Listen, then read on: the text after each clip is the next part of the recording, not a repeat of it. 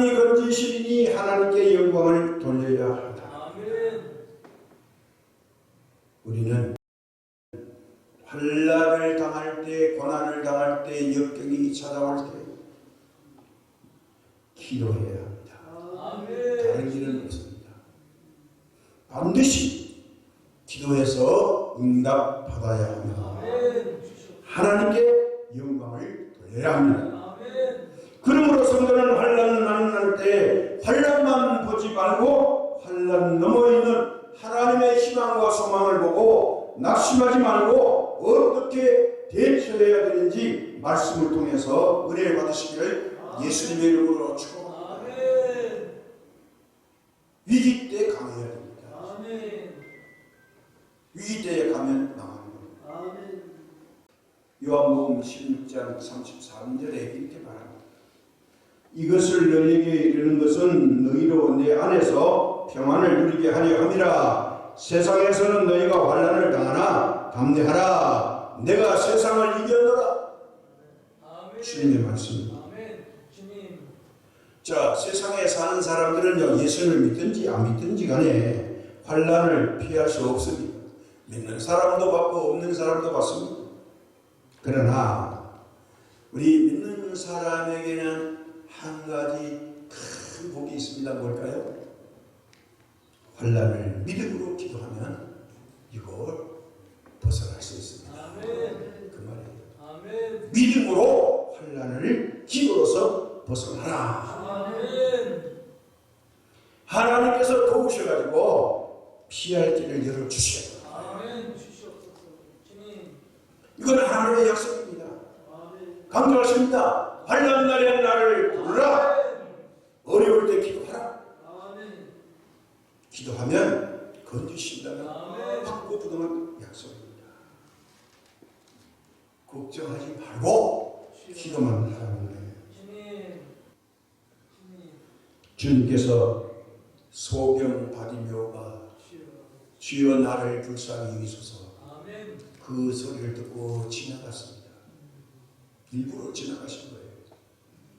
그랬더니 바디메오가 냈다 어이 그러면서 예수님을 욕하지 않고요, 소리를 높여가지고 주여 나를 불쌍히 여기소서 더 소리 질렀어요. 보통 사람 같으면 뭐 사랑해 예수님 뭐 좋은 소문 많이 들었는데 뭐 저따위야 막 이럴 텐데 바디메오는 안 그랬어요. 더 소리를 질렀더니 그 소리를 예수님이 모를 리가 없죠. 바디메오의 믿음을 보시려고 지나쳤는데 예수님이 바디메오의 그 외침을 들으시고 바디메오를 소원이 뭐냐고 물어보고 눈뜨기를 원한다.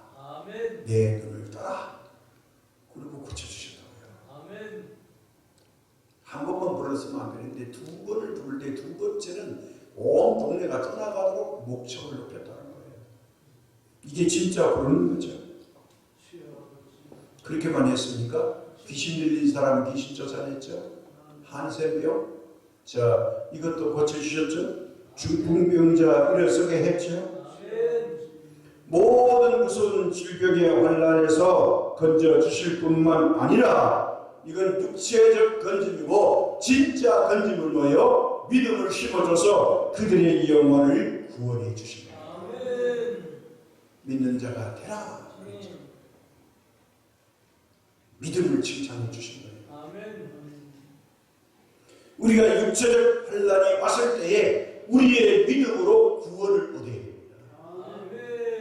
이거 진짜 만나는 겁니다.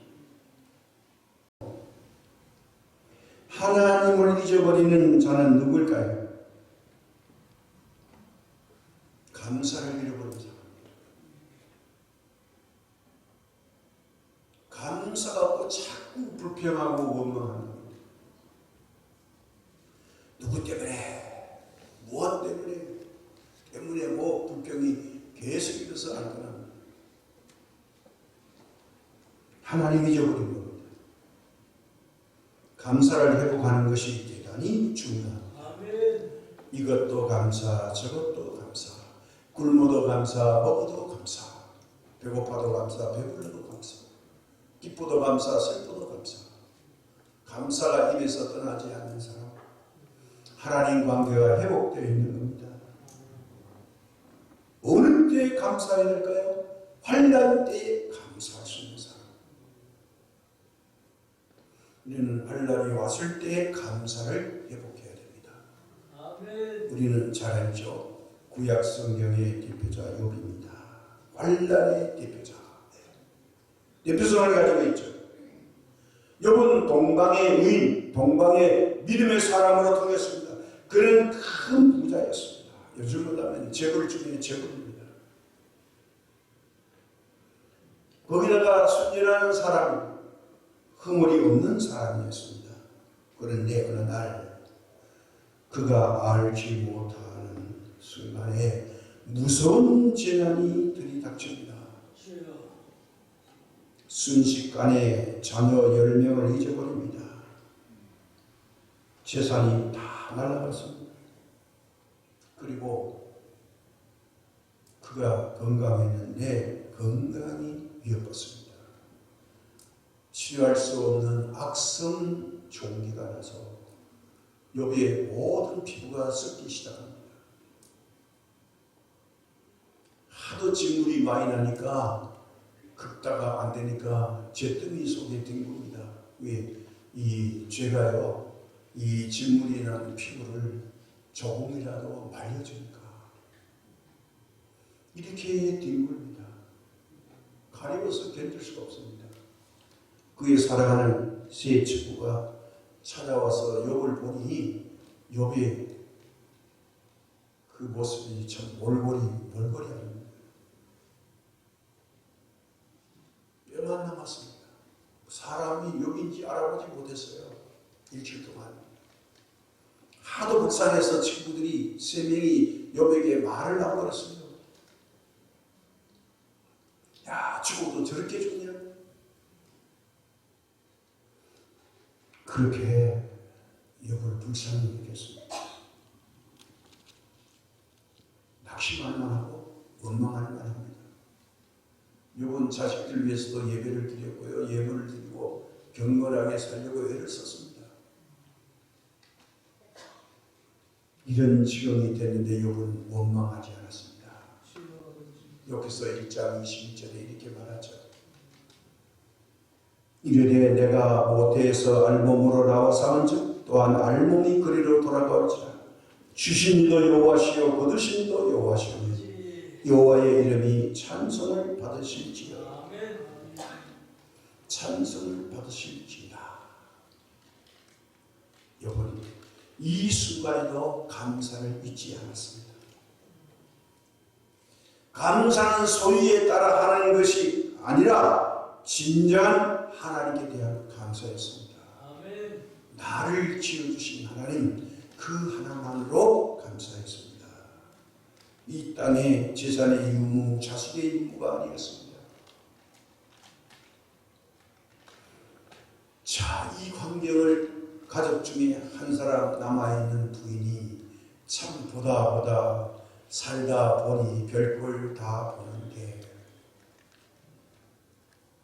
이 아내가 혀를 차면서 남편 욥을 보고 희난합니다. 그래, 당신이 하나님을 잘 믿어서 얻은 게 뭐가 있냐? 차라리 하나님을 저주하고 죽어라. 이거 얼마나 무서워요. 현실인 거예요. 겉사람으로 보면 잘 맞습니다.